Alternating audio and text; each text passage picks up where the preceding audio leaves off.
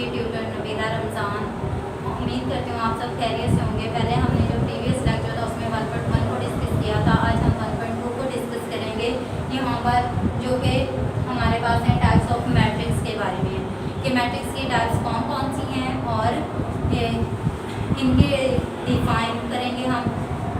सबसे पहले इसके टाइप्स की तरफ बढ़ते हैं। तो कितनी टाइप्स होती हैं मैट्रिक्स की? मैट्रिक्स की 12 टाइप्स होती हैं। यहाँ पर जो मैंने लिखी है वो 10 है। इसके बाद मैं आपको बाकी की 2 समझा दूँगी। सबसे पहले row matrix, column matrix, rectangular matrix, उसके बाद है स्क्वायर मैट्रिक्स, नल मैट्रिक्स, और जो इसकी 6 टाइप है वो है ट्रांसपोज ऑफ अ मैट्रिक्स, 7 जो है वो है negative of a matrix, 8 symmetric matrix, 9 skew symmetric matrix, और जो 10 है वो है डायगोनल मैट्रिक्स। अब जो इसकी 11 है टाइप है वो है हमारे पास स्केलर मैट्रिक्स, और जो 12 है वो है आइडेंटिटी मैट्रिक्स या उसको यूनिट मैट्रिक्स बोलते हैं। सबसे पहले हम पढ़ते हैं पहले टाइप की तरफ जो कि रो मैट्रिक्स है। रो मैट्रिक्स उस मैट्रिक्स को बोलते हैं जिसमें हमारे पास सिर्फ और सिर्फ एक रो होती है। ऐसा मैट्रिक्स जिसमें एक रो हो उसे हम रो मैट्रिक्स बोलते हैं। ए आ गया 1, 4 एंड 9। तो कितनी रोज है इसमें? सिर्फ और सिर्फ एक रो है, तो हम इसको बोलेंगे ये हमारे पास रो मैट्रिक्स है। तो नेक्स्ट है आता है कॉलम मैट्रिक्स। कॉलम मैट्रिक्स उस मैट्रिक्स को बोलते हैं जिसमें सिर्फ और सिर्फ एक कॉलम होता है। कॉलम हम किसे बोलते हैं? मैंने आपको पहले बताया हुआ है कि रो जो होती है वो हॉरिजॉन्टल लाइन होती है, जो कॉलम होता है वो क्या होता है? वो वर्टिकल लाइन होती है मैट्रिक्स में। तो यहाँ पर अगर हम कॉलम की बात करें तो यहाँ पे इसकी जो एग्जाम्पल है वो 5, 6 और 9। अब यहाँ पर देखें ये क्या है? हमारे पास सिर्फ और सिर्फ एक कॉलम है, तो इसको हम कॉलम मैट्रिक्स बोलेंगे। नेक्स्ट आते हैं रेक्टेंगुलर मैट्रिक्स। ऐसा मैट्रिक्स जिसमें number of rows not equal to number of columns होता है, कि जो रोज की तादाद होती है वो कॉलम्स की तादाद के बराबर नहीं होती, उसको हम बोलते हैं कि वो हमारे पास रेक्टेंगुलर मैट्रिक्स है। फॉर एग्जाम्पल यहाँ पर मैंने ले लिया एम मैट्रिक्स जिसके एंट्रीज हैं 2, 0, 9, 5, 6, 8। अब यहाँ पर आप लोग देखें कि जो रोज है वो कितनी है? 2 है, और जो कॉलम है वो 3 है। तो इसका मतलब क्या हुआ? ये रेक्टेंगुलर मैट्रिक्स है, इसमें रोज की जो तादाद है वो कॉलम्स की तादाद के बराबर नहीं है। अब नेक्स्ट हम जाते हैं स्क्वायर मैट्रिक्स की तरफ। स्क्वायर मैट्रिक्स उस मैट्रिक्स को बोलते हैं जिसमें नंबर ऑफ रोज की तादाद जो होती है वो नंबर ऑफ कॉलम्स की तादाद के बराबर आ जाती है, तो उसको हम बोलते हैं कि वो स्क्वायर मैट्रिक्स है। यहाँ पर जैसे देखें, अगर हम इस एंट्री को हटा दें इसको, तो ये हमारे पास क्या बनेगा? स्क्वायर मैट्रिक्स बन जाएगा। इसमें जो रोज हैं वो कितनी हैं? वो 2 हैं और 2 ही कॉलम्स हैं। अगर इसको इधर करके लिख लें 0 और 6, तो ये आ गया हमारे पास स्क्वायर मैट्रिक्स आ गया कि रोज की तादाद जो है वो कॉलम्स की तादाद के बराबर है। नेक्स्ट आता है नल मैट्रिक्स। नल मैट्रिक्स किस मैट्रिक्स को बोलते हैं? ऐसा मैट्रिक्स जिसमें सारी की सारी एंट्रीज जो होती हैं वो 0 होती हैं, उसको हम बोलते हैं कि वो हमारे पास नल मैट्रिक्स है। हमने यहाँ पर डी लिख लिया 0, 0, 0 एंड 0। यहाँ पर आप देखें सारी की सारी एंट्रीज क्या हैं? 0 हैं, तो ये नल मैट्रिक्स या हम इसको 0 मैट्रिक्स भी पढ़ते हैं। तो ये नल मैट्रिक्स हो गया। नेक्स्ट हम जाते हैं ट्रांसपोज ऑफ अ मैट्रिक्स, कि मैट्रिक्स का ट्रांसपोज कैसे लेते हैं, या transpose of a matrix, matrix का ट्रांसपोज। अब जो ट्रांसपोज होता है कोई भी मैट्रिक्स, अगर हम ए मैट्रिक्स ले रहे हैं तो उसका डिनोट कैसे करते हैं? ए के ऊपर अगर हमने लिख दिया ट्रांसपोज, ये इसको डिनोट इस तरह से किया जाता है कि ए का ट्रांसपोज। जैसे कि मैं यहाँ पर एग्जांपल लेती हूँ। फॉर एग्जांपल है ए मैट्रिक्स। अब हम इसका लिख लेते हैं पहले, फिर इसका ट्रांसपोज लेंगे। -1, 0, 9, 9, उसके बाद आएगा 3, 4, 5, 8, 11, 12। अब हमने क्या करना है? इसका ट्रांसपोज लेना है। तो तो किस तरह से डिनोट करेंगे, ए के ऊपर टी लिख देंगे तो ये ट्रांसपोज बन जाएगा। ट्रांसपोज में क्या करते हैं, जो हमारे पास नंबर ऑफ रोज होती है उसको नंबर ऑफ कॉलम्स में चेंज करते हैं, या फिर नंबर ऑफ कॉलम्स को नंबर ऑफ रोज में चेंज कर देती हैं, तो वो ट्रांसपोज ऑफ अ मैट्रिक्स बन जाता है। यहाँ पर देखिए जो पहली रो है, अगर इसको हम क्या करेंगे, हम ऐसे कर लेते हैं कि नंबर ऑफ जो रोज हैं उनको हम नंबर ऑफ कॉलम्स में चेंज कर देते हैं। पहली रो को पहला कॉलम बन जाएगी, दूसरी रो दूसरा कॉलम, तीसरी जो रो होगी वो तीसरा कॉलम यहाँ पर बन जाएगी। अब यहाँ पर देखिए जो पहली रो क्या है वो है -1, 0 एंड 9। जो दूसरी रो है वो है 3, 4 एंड 5। थर्ड रो है वो है 8, 11 एंड 12।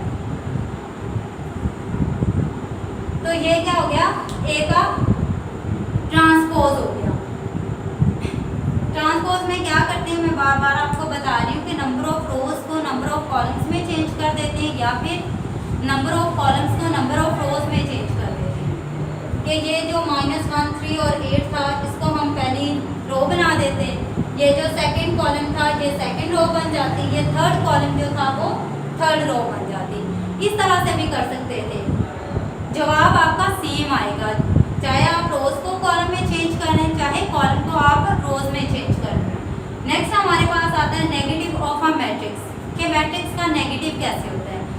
कोई भी मैट्रिक्स हम ले लें, ए मैट्रिक्स ले लें, उसको हम -a से अगर मल्टीप्लाई कर दें तो वो हमारे पास बनता है नेगेटिव ऑफ अ मैट्रिक्स। इसमें ये होता है कि हमारे पास साइन चेंज हो जाते हैं, अगर पॉजिटिव मैट्रिक्स है तो वो नेगेटिव बन जाएगा, अगर नेगेटिव उसमें कोई एंट्री है तो वो पॉजिटिव हो जाएगी। जैसे मैं यहाँ पर लिखती हूँ ए मैट्रिक्स मैंने ले लिया, इसको डिनोट कैसे करते हैं कि जो ए है वो -a के इक्वल हो जाता है, इस तरह से नेगेटिव ऑफ अ मैट्रिक्स।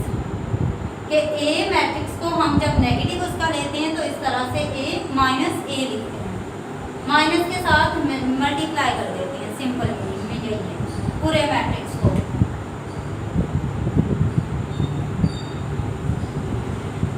यहाँ पर ले लिया 2, 3, 4, -1, 0, 9, 13, 14, 17। ये हमने एक मैट्रिक्स ले लिया। अब इसका नेगेटिव जब हम फाइंड आउट करेंगे, जब हम इसका नेगेटिव फाइंड आउट करेंगे तो ये हमारे पास आ जाएगा -a,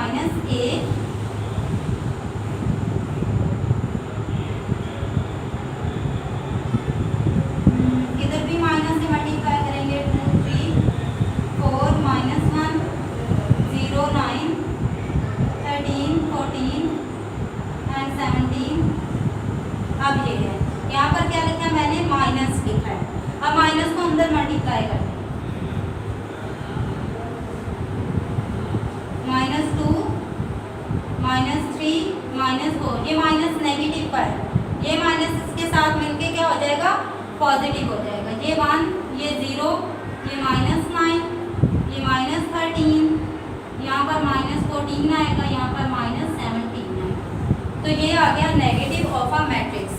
कि मैट्रिक्स का हम नेगेटिव किस तरह से लेते हैं, कैसे लेते हैं। कोई भी मैट्रिक्स हो उसको ए मैट्रिक्स हमने ले लिया, यहाँ पर मैंने लिखा होता है ए मैट्रिक्स हमने ले लिया, उसका हमने नेगेटिव से इस तरह से डिनोट करते हैं कि माइनस के साथ उसको मल्टीप्लाई कर देते हैं होल के साथ। ओके, यहाँ पर सारा एक्सप्लेन कर दिया मैंने। ए मैट्रिक्स लिया, दोनों साइड पे माइनस से मल्टीप्लाई कर दिया, यहाँ पर अंदर तो ये आ गया हमारे पास negative of a matrix.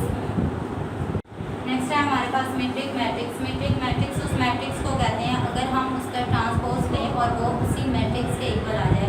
For example हमारे पास ए मैट्रिक्स है, कोई भी ए मैट्रिक्स है और उसी ए मैट्रिक्स का हम ट्रांसपोज लें तो वो ए के इक्वल आ जाए, तो उसे हम बोलते हैं कि वो सिमेट्रिक मैट्रिक्स है, उसमें सिमेट्री पाई जाती है, ए ट्रांसपोज इक्वल आ जाता है ए के, तो इसको हम बोलते हैं कि ये हमारे पास क्या है, सिमेट्रिक मैट्रिक्स है। जैसे यहाँ पर मैंने एग्जांपल लिखी हुई है, ए मैट्रिक्स है हमारे पास, हम इसका क्या लेते हैं, ट्रांसपोज लेते हैं। ट्रांसपोज मैंने आपको बता दिया पहले, अभी बताया है कि हम क्या करते हैं, ट्रांसपोज में नंबर ऑफ रोज जो होती हैं, रो होती हैं, उसको हम कॉलम में चेंज करते हैं और जो कॉलम्स होते हैं उनको हम रो में चेंज कर सकते हैं। ये हमारे पास ऑप्शन होता है कि या तो रोज को कॉलम में चेंज कर लें या कॉलम को रो में चेंज कर लें। अब यहाँ पर है 1 2 3 पहले एंट्रीज को पहला कॉलम बनाएंगे, 3 दूसरी जो रो है वो सेकंड कॉलम बनेगी, 4 और जो थर्ड रो है वो थर्ड कॉलम बन जाएगी। अब यहाँ पर आप लोग देखें ए और ए ट्रांसपोज में कोई आपको डिफरेंस नजर आ रहा है? कोई डिफरेंस नहीं है इनमें, ये दोनों क्या है सेम है। यहाँ पर देखें 1 है, इधर भी 1 है, पहली रो क्या है 1 2 3 थी उसकी, इसकी भी वही है। दूसरी रो क्या थी 2 -1 और 4 है, तो यहाँ पर भी देखें 2 -1 और 4 है। अब थर्ड को देखें 3 4 और 0 है, तो यहाँ पर भी 3 4 और 0 है। तो इसका मतलब है जो ए ट्रांसपोज है वो ए के इक्वल आ गया है ए मैट्रिक्स के। तो ये कौन सा मैट्रिक्स हो गया? ये सिमेट्रिक मैट्रिक्स हो गया। उसके बाद आते हैं हम अगले टाइप की तरफ जो कि स्क्यू सिमेट्रिक मैट्रिक्स है। स्क्यू सिमेट्रिक मैट्रिक्स उस मैट्रिक्स को बोलते हैं जिसमें अगर हम उस मैट्रिक्स का ट्रांसपोज लें और वो हमारे पास नेगेटिव ऑफ अ मैट्रिक्स के इक्वल है। जैसे हमारे पास है ए मैट्रिक्स है, या हम बी सी कोई भी ले सकते हैं। यहाँ पर मैं ए लिख रही हूँ, ए ट्रांसपोज लें तो ये नेगेटिव ऑफ ए के इक्वल आ जाए। ओके, तो इसको हम बोलेंगे कि ये स्क्यू सिमेट्रिक मैट्रिक्स है। अब इसका ट्रांसपोज लें, ये ट्रांसपोज किसके इक्वल आ जाएगा? 0 पहली रो, 2 3 और सेकंड रो है -2 0 और 1, तो ये सेकंड कॉलम बनेगी। यहाँ से जो थर्ड रो है ये -3 -1 एंड 0। अब यहाँ पर आप लोग देखें कि हर जो है एंट्री उसकी जो साइन है वो चेंज हो गया है। अगर -1 माइनस था तो वो पॉजिटिव हो गया, और अगर पॉजिटिव था तो वो क्या हो गया? वो नेगेटिव हो गया।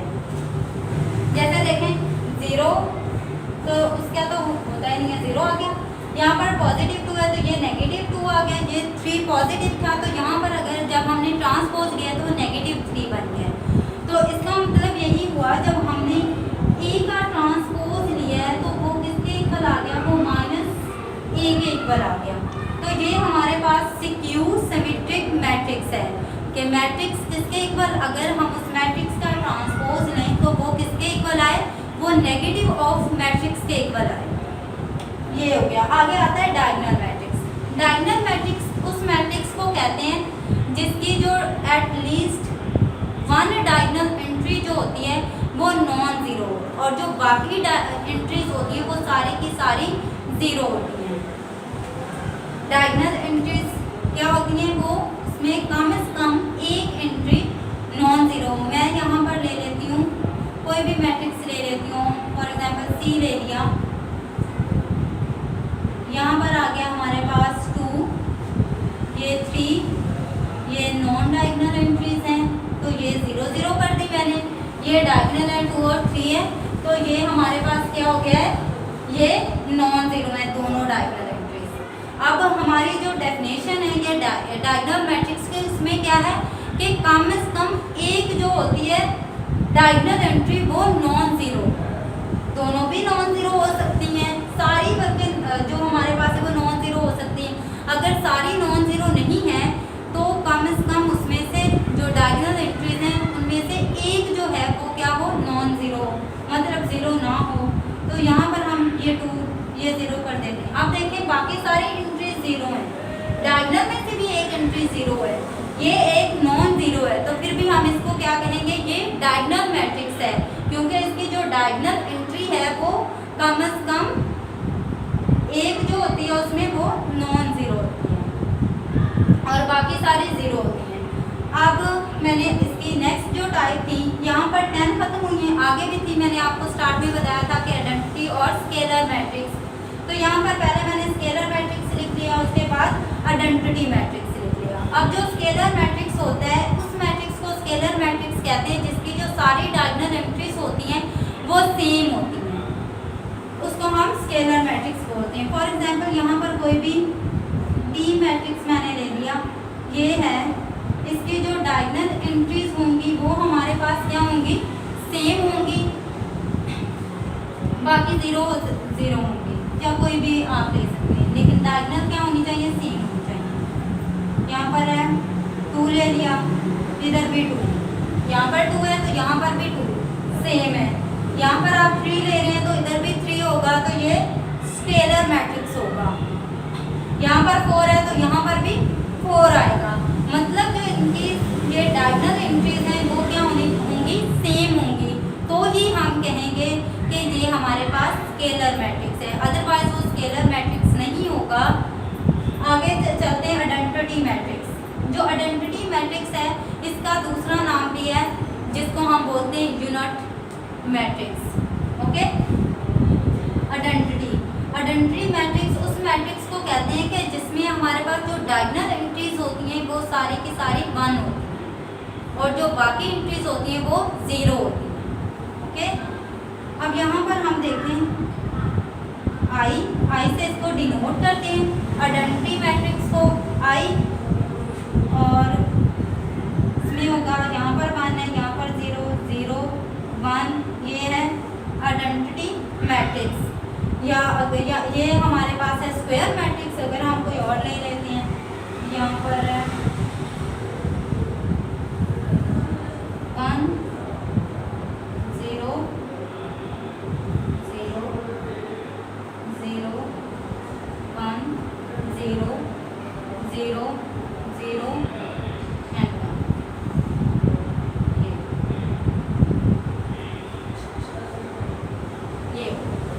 ये है। यहाँ पर भी देखें जो डायगोनल है वो सारी की सारी क्या है, 1 है, और बाकी सारी जो हैं वो हमारे पास 0 है। तो ये आ गया हमारे पास आइडेंटिटी मैट्रिक्स। आज के लिए इतना ही काफ़ी है। अब मुझे इजाज़त दीजिए।